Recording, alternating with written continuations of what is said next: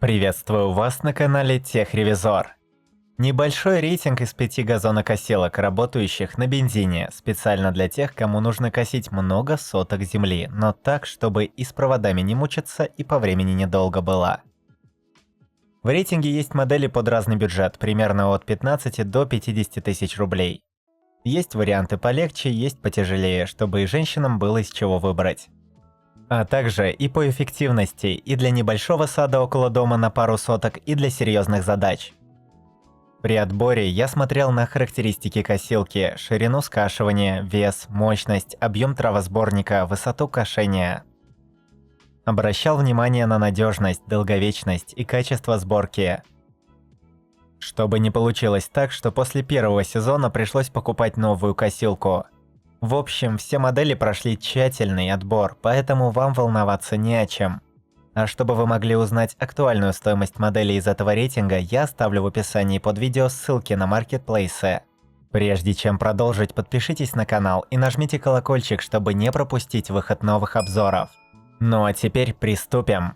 На пятом месте стоит Hutar GKM 3.5 LT30. Самая бюджетная из всего рейтинга, поэтому, если вы ищете что-то за минимальный бюджет, в первую очередь лучше посмотреть на этот Hutar, а потом уже на всякую китайщину. По сути, это простая, облегченная газонокосилка для небольшого участка.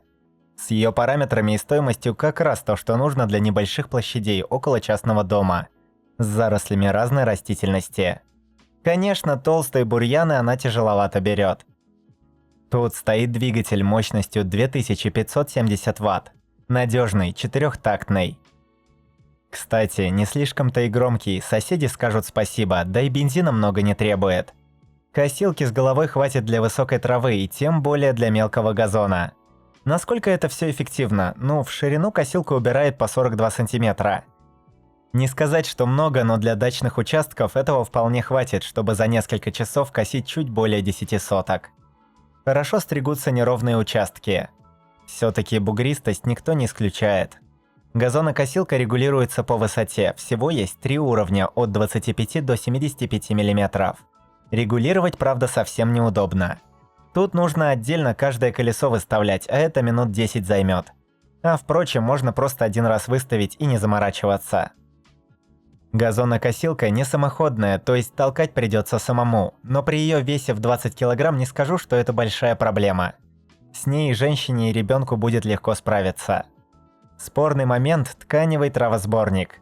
Но тут объемом 40 литров, не очень удобно при кошении мокрой травы, так как быстро забивается и сложно опустошается. Имейте в виду этот момент.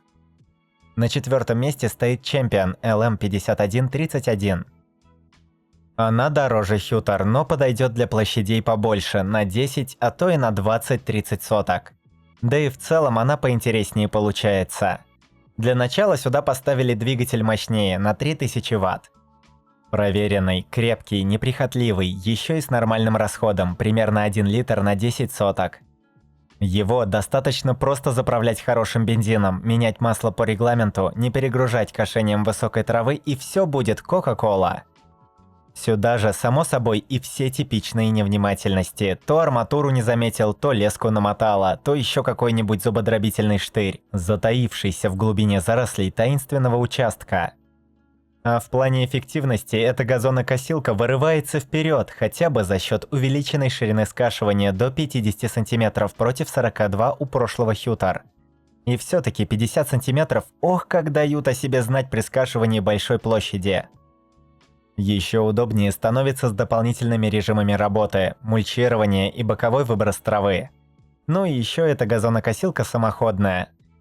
То есть вот так стартером завели, и она сама поехала.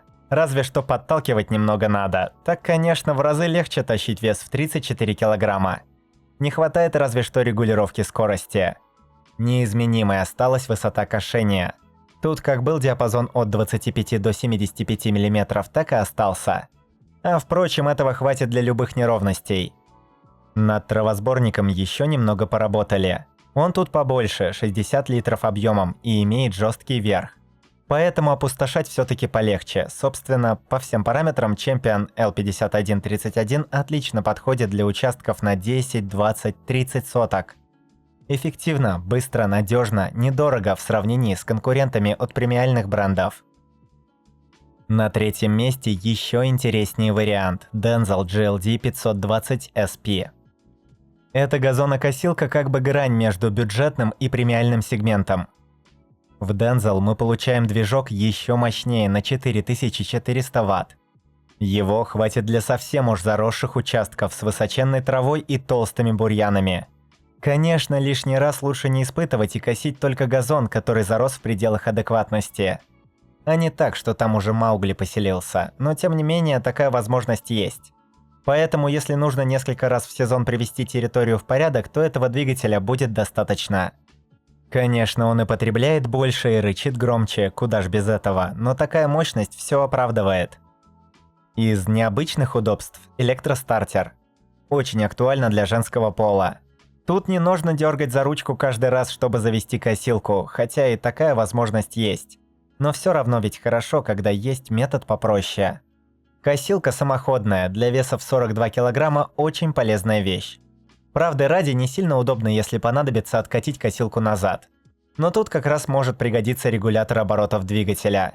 Для своего удобства можно выставить так, чтобы было комфортно косить в любой ситуации.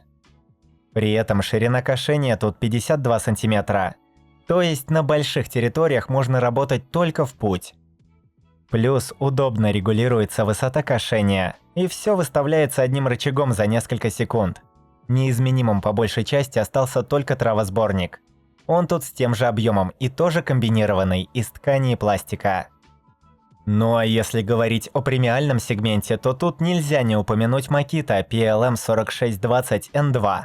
Проверенный бренд, который сразу на языке, если речь идет о реально качественных и долгожительных приборах. Газонокосилка уже 10 лет работает и заводится с полпинка. Вот это про Makito. Конечно, читая отзывы владельцев, слушая рассказы из сервисов, часто сталкиваешься с полностью обратным мнением. Мол, газонокосилки в сервисе простаивают больше, чем по итогу работают. Но тут важно понимать вот что. Если покупаешь премиальный бренд за крупную сумму, это вообще не значит, что к нему можно относиться на отвали. Макитовская газонокосилка точно так же требует внимания, качественного обслуживания, бережного отношения, как тот же Champion или Hutar. Поэтому мой совет – читайте руководство по эксплуатации и соблюдайте все, что там написано. Гарантийные случаи никто не отменял, но так вы хотя бы своими руками не убьете инструмент. И в целом Makita, как по мне, больше подойдет как премиальная косилка для небольшого частного дома и участка. Двигатель здесь простой как камень на 2200 Вт, тихий, с умеренным расходом. Его хватает, чтобы аккуратно и ровно скашивать траву.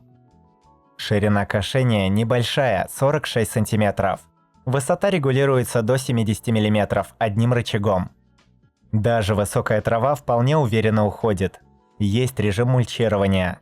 Спорный момент заключается в том, что она не самоходная, весит при этом 27 кг, что как бы тоже вполне подъемно для любого члена семьи.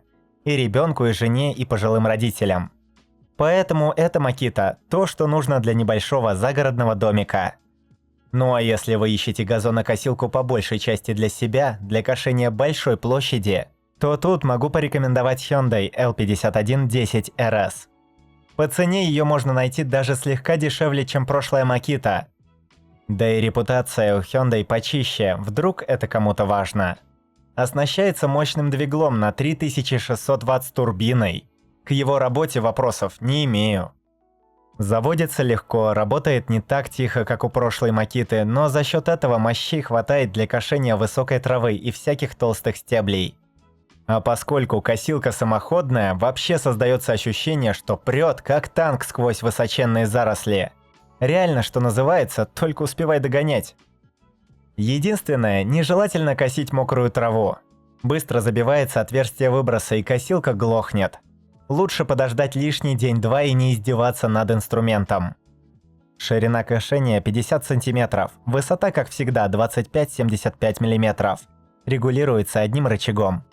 Так что в этом плане все так, как нужно для большой площади. Но больше всего здесь мне понравилось вот что. Для удобства управления сделали этакое ноу-хау – поворотные колеса. Если вам кажется, что это может быть неудобным, то скорее всего вы ошибаетесь.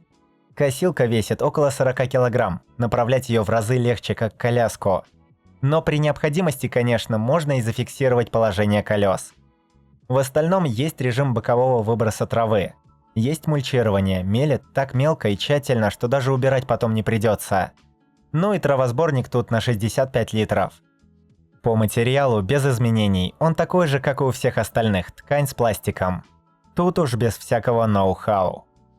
На этом мой рейтинг подошел к концу. Стоимость всех моделей рейтинга можно посмотреть по ссылкам, оставленным в описании и закрепленном комментарии. Подписывайтесь на канал, ставьте большие пальцы вверх. А также не забывайте включить уведомления, чтобы первыми узнавать о новых рейтингах и обзорах техники. А с вами была команда канала Техревизор.